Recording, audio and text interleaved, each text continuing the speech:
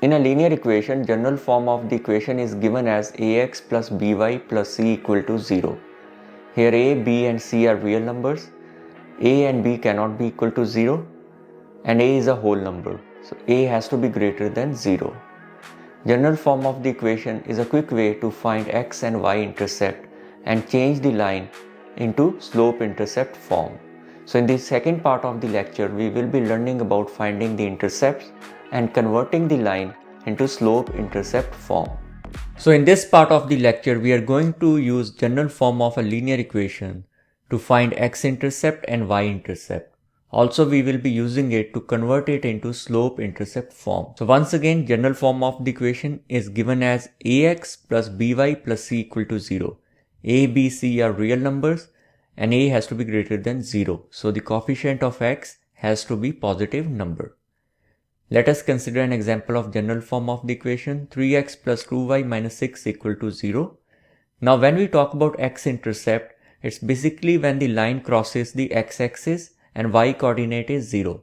Similarly for y-intercept, the line crosses the y-axis and the x coordinate is 0. So 3x plus 2y minus 6 is equal to 0. We are going to take 6 on the other side. 3x plus 2y is equal to 6. Now to find x-intercept, we are going to put y coordinate 0. So 3x plus 2 times 0 is equal to 6. Now dividing both sides by the coefficient of x, 3x over 3 is equal to 6 over 3. So we will get x equal to 2 and the coordinate is 2, 0. So this is our x-intercept. To find y-intercept, we will rewrite the equation 3x plus 2y is equal to 6 and this time we are going to put x equal to 0.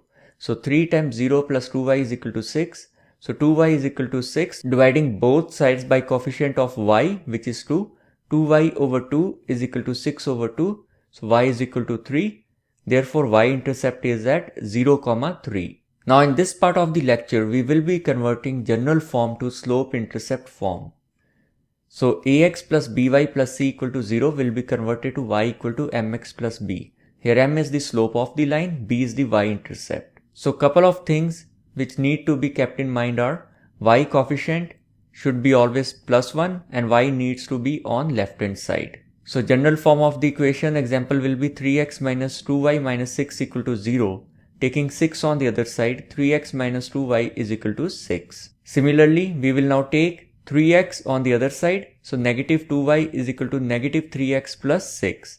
Dividing both sides or each term by the coefficient of y, no matter if it's positive or negative, we will be dividing by the coefficient of y. So negative 2y over negative 2 is equal to negative 3x over negative 2 plus 6 over negative 2. So y is equal to 3 over 2x minus 3. So I hope this lecture will clear the concepts of general form of the equation. Thanks for watching.